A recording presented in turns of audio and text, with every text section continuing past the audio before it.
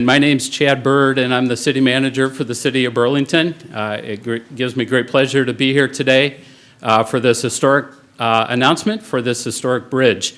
Welcome to our members of the press, members of the public, and friends of the Cascade Bridge. We're glad you could join us today. Without further ado, I would like to introduce Kay Weiss, who's a member of the Burlington City Council, for a few words. Kay?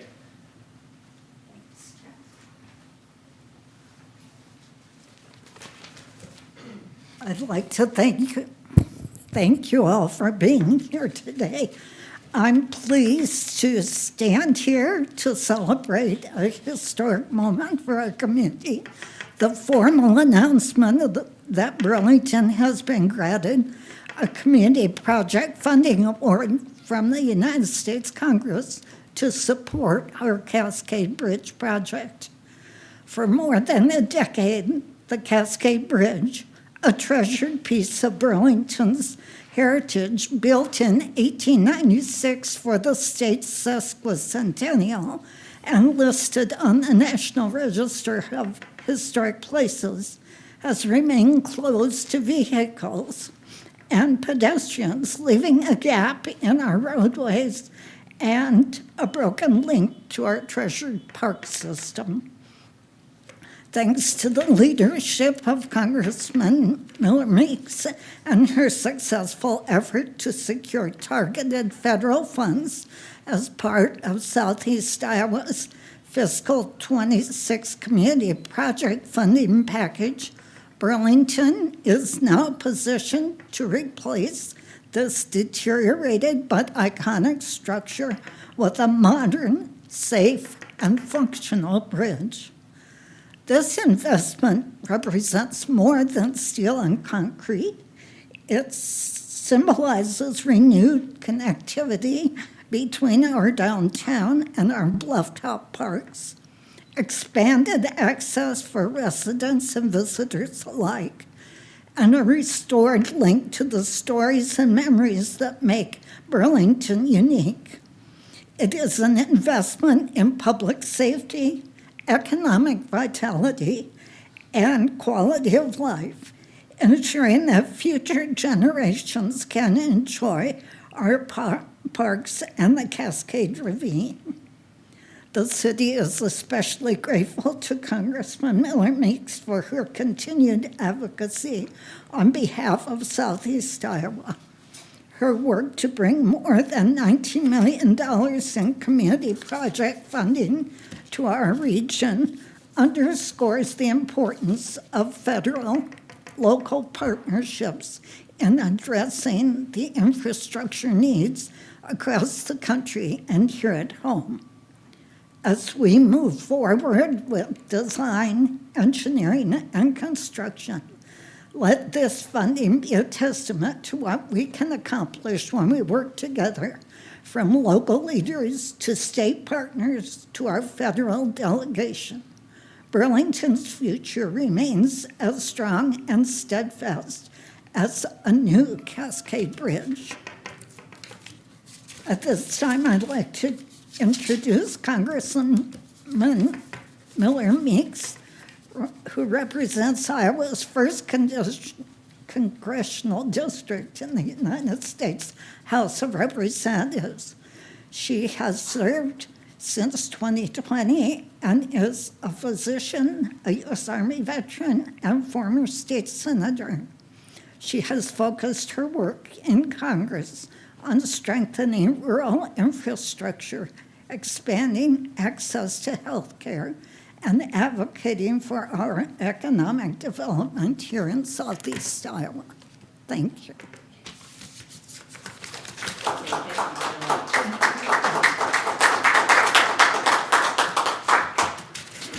Okay, I think you did my speech even better than I could do it. So I want to thank everyone for being here. City Manager Chad Bird, I know Mayor Pro Tem Wilson is not here, but Kay Weiss, all of you here, and for welcoming me back to Burlington, but also to all the community leaders, the stakeholders, and partners who helped bring us to the exciting day. So I'm proud to officially announce, I thought that I had done this last year, That $6 million in federal community project funding is on its way to Burlington to support the Cascade Bridge Replacement Project. It's one of the most meaningful investments I've delivered as part of over $24 million I've secured for Southeast Iowa through this year's community project funding process. And these funds have passed Congress and they have been signed by President Trump, so they are definitely going to be on their way here. Now, from the very first meeting that I had with local officials and my staff, but also through the conversations I had with Representatives Rinker and Collins and Senators Reichman and Lofgren, there were many conversations about this project and why it mattered to Burlington. The Cascade Bridge, as Kay said, isn't just infrastructure. It's history, it's connection, it's opportunity. It's actually a road to Iowa's history as well. Built in 1896, the Cascade Bridge has long been part of Burlington's identity. But for far too long, it hasn't been operational, either to vehicular traffic or even pedestrian traffic. And it's cut off this vital connection for emergency vehicles, school buses, families, visitors, tourists, and the residents as this connection between downtown and the bluffs and the park system. Thanks to this investment, Burlington will be able to replace this iconic structure with a modern, safe, and functional bridge, one that preserves its historic character while restoring critical connectivity to the downtown and to the park system. The funding will reopen a vital east-west route and allow residents and visitors alike to move more freely between neighborhoods, businesses, and recreation. But this doesn't happen by accident. As we recall from when we talked about this down at the Cascade Bridge and people thought it just accidentally happened, community project funding isn't handed out.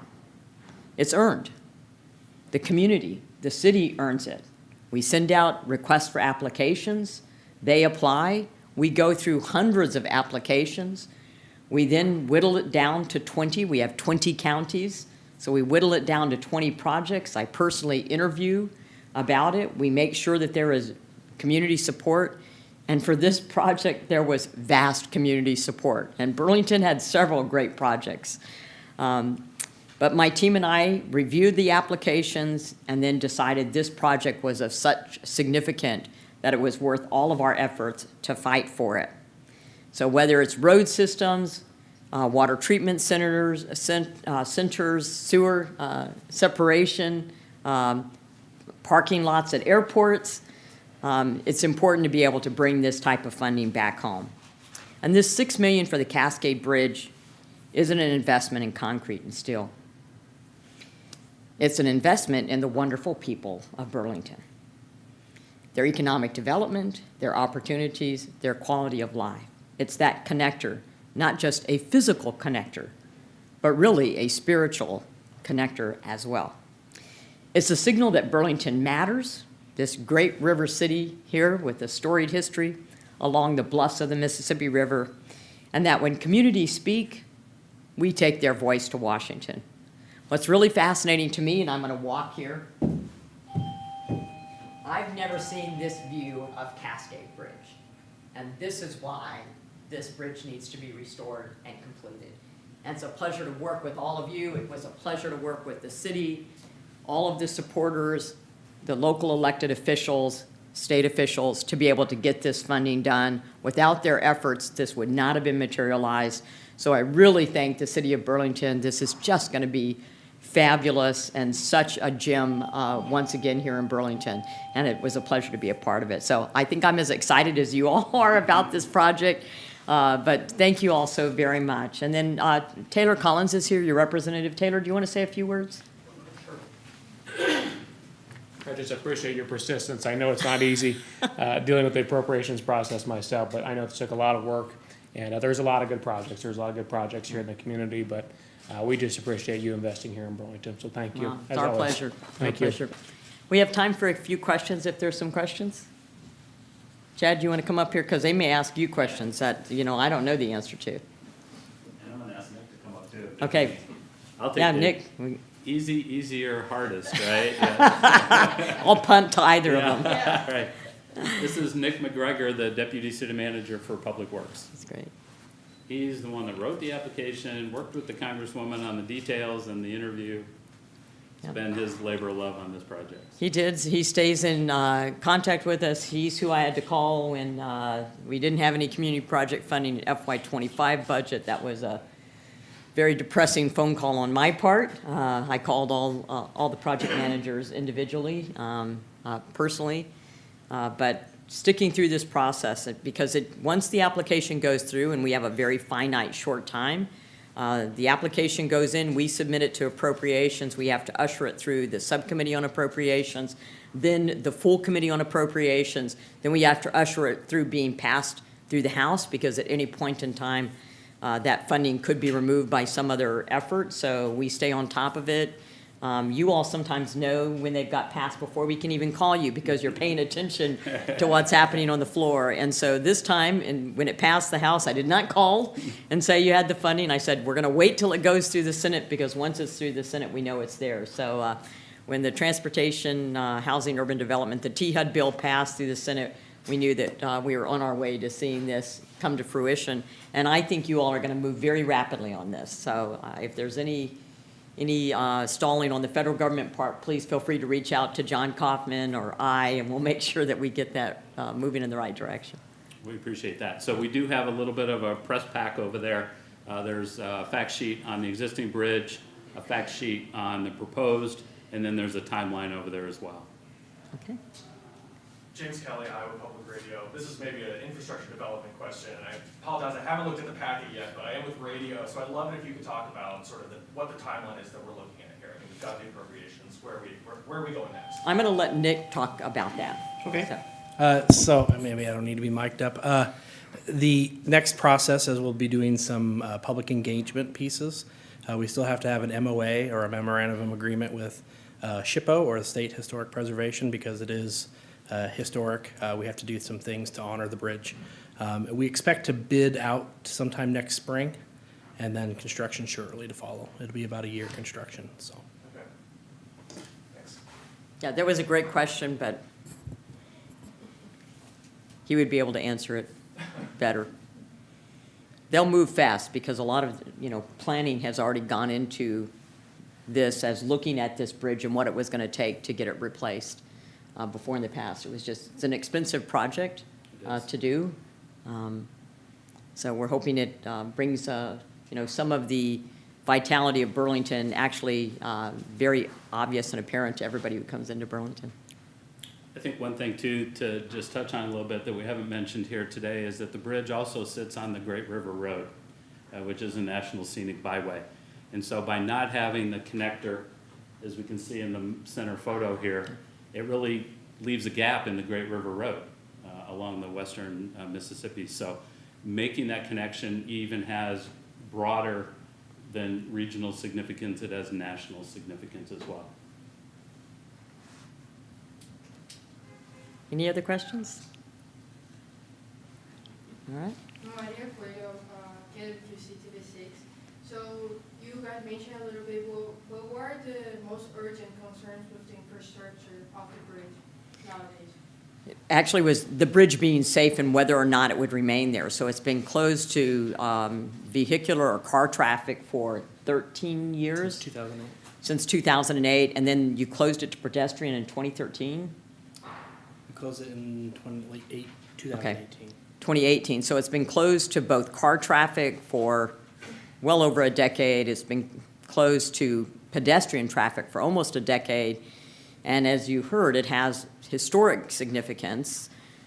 So, it's whether or not the bridge could even remain there and whether or not it was a public safety hazard. So it's important from the standpoint of public safety as well as the connections that are there. So it's an exciting project. It's very exciting for Burlington. It's exciting to be part of it. And I can't wait to see it completed and drive on it. And Crapo Park at the Bluffs, for those who haven't been there, who are not here in Burlington, it is a beautiful park. To have that reconnection to nature, I think is very important from a physical standpoint as well as an emotional standpoint, a mental health standpoint. So to have that, road reopened and part of the Great River Scenic Byway, I think is important as well, too. I would love to ask another question if I could. Sure. So, we've gone back and forth on this project. There's been funding and then it's been taken away. And I'm wondering what that process has been like for you throughout that entire process and engaging with the local officials here. Well, first and foremost, it's interesting because you take these projects personally. We spend a lot of time, both my staff and I personally spend a lot of time on all we get well over 100 applications every year. We send out the request for applications toward the end of March, and we'll be doing that again. So we go through all the applications, we talk to people within the community, we talk with elected leaders, we talk with economic development, mayors, and then we have 20 counties, so you're sifting through applications that all of them are valuable. And then you interview people, and you try to discern what the community impact. Burlington had great projects that needed to be done. The first project we did in Burlington, Des Moines County was the sewer separation project. It's expensive, it needs to be done, it's an EPA mandate. Then we did the parking lot at the airport. We wanted more things to do at the airport. So you have these projects, and once I interview and we decide that we want it to go forward, then it is a personal mission to make sure. We want all 15 of our projects approved and accepted. And so we work through with the committee, with the subcommittee and the committee to make sure they get approved. And if we don't have 15 approved, then we go back to find out why didn't it get approved. Sometimes we'll resubmit it. There was a roadway up in DeWitt that we resubmitted, just trying to get that project approved. And we finally found out after the second rejection why it wasn't approved on the third try. So for me personally, once we make that decision, we're going to push it forward. We see through it all the way, and we want to make sure all 15 projects. And what's important about that is some people feel it's unnecessary, just let the federal government do it. Some people are concerned about increasing the deficit or increasing the federal debt, but we don't increase the deficit or debt. So there's a top-line budget number every year. Each of the 12 committees in the House get their allocation for their budget, and members of Congress are then directing where part of that funding for that particular committee, in this case, transportation, where that funding should go. And who knows best? I don't think a president of either party or a transportation secretary knows what's best for rural Iowa. They wouldn't know the significance of the Cascade Bridge. They haven't been down here. They haven't gone to this side of it in the historic houses and then gone all the way around and gone to Crapo Park on the bluffs to see the importance of the connectivity. They haven't been there. And when you're there and you're driving the roads and you're meeting with the people, you understand how important it is. And you just adopt that criticality. And for me, it's personally offensive. I will just tell you that when they didn't put the community project funding, it was very disappointing. I didn't leave it to John, my district director, to call. I personally called the project managers. I let them know, and I let them know that we would redo the application, submit it for the next year, and personally walk them through it. And when there was talk that we might not get project funding this year, I said, I'm not voting for budgets that don't have our projects in it, because it's that important to communities. And the representatives for each district, whether they're Republican or Democrat, know those districts better than bureaucrats in Washington, D.C. Appreciate the clarity on that. Thank you. You're welcome. Yes, ma'am. Brandon, Sir. Hawkeye. I guess this question is probably more for Chad and Nick, but I guess two questions. How confident are we that this is going to be enough money to make this bridge replacement happen? And I know we're pushing almost, 20 years since that bridge has been opened. I guess for you guys, what would you say to members of the community who are skeptical that it's finally going to be repaired? We're finally going to make it happen. Well, let me take the first part of that is that one of the questions that I ask when we do our interview is that, can you complete this project if you get funding, or if the funding isn't as much as you request? So that's one of the parameters we're using to gauge whether or not we push a project forward, because you don't want federal money going to a project that cannot be completed. And it's not unusual, we found after our first round of community project funding, that would have been for fiscal year 22, that not all projects were funded at the complete amount that had been requested. So we ask, if you don't get all of the funding, can you complete the project? Will this funding that you do get, even if it's the full amount, will you be able to complete the project? So that is one of the questions we ask. So I'll touch on a little bit more of the financing, Brad. So our financial advisor has been modeling the Cascade Bridge in probably a 2-series bond issue for about the last 3 or 4 years. And he's confident that we were modeling being able to construct this bridge at the budgeted amount of about $10 million, whether or not we received this funding. That's how important it was to the city council, is that we continue to proceed budgeting. This is just gonna make it a little more of a tax relief on our taxpayers, right? Because we won't have to bond for that full amount. So, but the council is committed to doing the project, as the Congresswoman said, because now we have these funds and we're committed, but we were modeling that we could do it even without these funds. Nick? And so I guess we have headed down the road of reconstructing this bridge in the past. And part of the reason why it got derailed is some of the environmental piece of that, the cultural part of it. Because it's on the National Historic Registry, we hadn't done enough to ask the citizens what they wanted of the bridge. And so the Iowa DOT's Historic Preservation Office said, you have to go back and reanalyze it. And at that time, the city of Burlington was not financially in order to be able to do the bridge. So now all we need to accomplish is the memorandum of agreement on how we're gonna memorialize the bridge. We already have consensus from the state SHPO and Iowa DOT that we are going to replace this bridge. And that's what differs from 2012. Right. I have one last thing, if I may. I see we're getting the signal there. Mayor John Billups was unable to attend, and he sends his regrets, but he also sent this challenge coin from the Burlington City you. Council, This and he is wanted to great. make sure you received that, so. Well, I'm sorry he Thank wasn't you. here, because he was Yes. very instrumental in getting us to this point. So thank you so very much. Please thank him You're for me. welcome. So, Yes. Thank you. Chad, thank you. Yeah.